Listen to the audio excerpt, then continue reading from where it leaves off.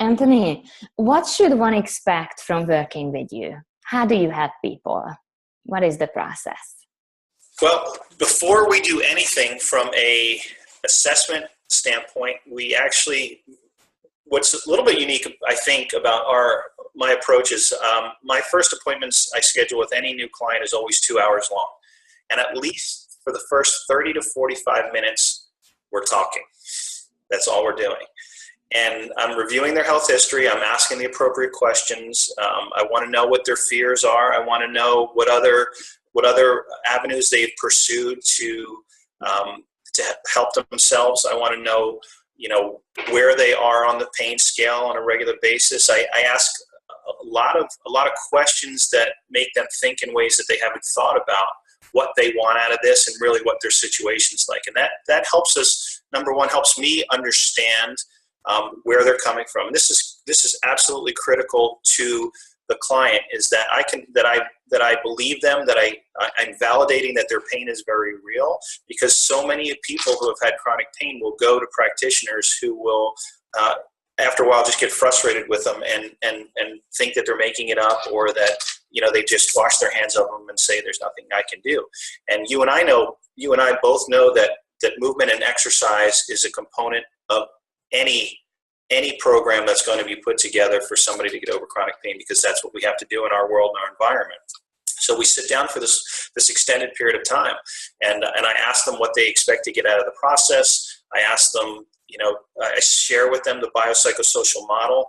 I want to know, when they say that I have pain all the time, I ask them to tell me what that means. And when they, similar to what you just described in terms of progress, when they actually assess what's going on, they realize, well, maybe they only have pain, let's say 60% of the day, but it is so profound at that time, everything becomes black and white to them. Either I have pain or I don't have pain, and they don't realize that there's a lot of gray areas in between there where there's opportunities to celebrate victories, acknowledge what's different about this. How can you go 3 days with excruciating pain, and on the fourth day it's gone, but then on the fifth day it's back again?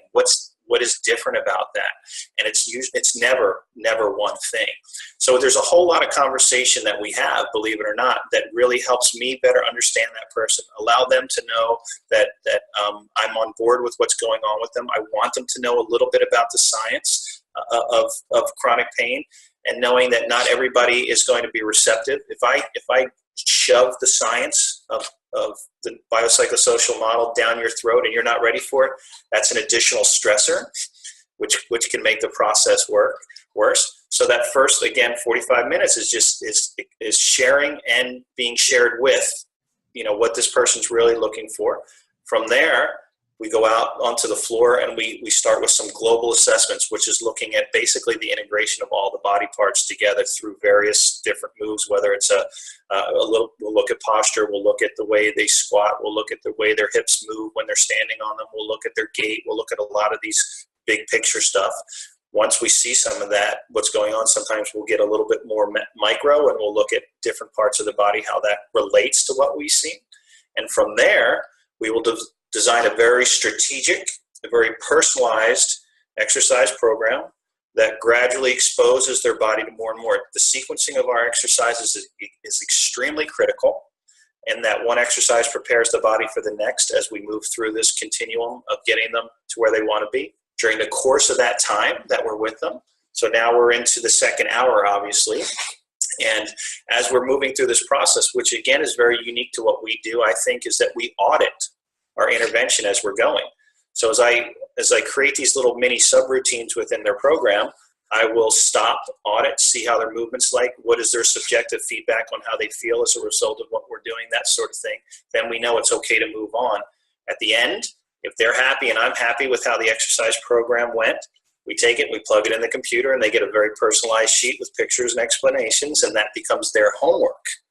And they are absolutely expected and required to do their homework daily, or they're not a candidate for our program.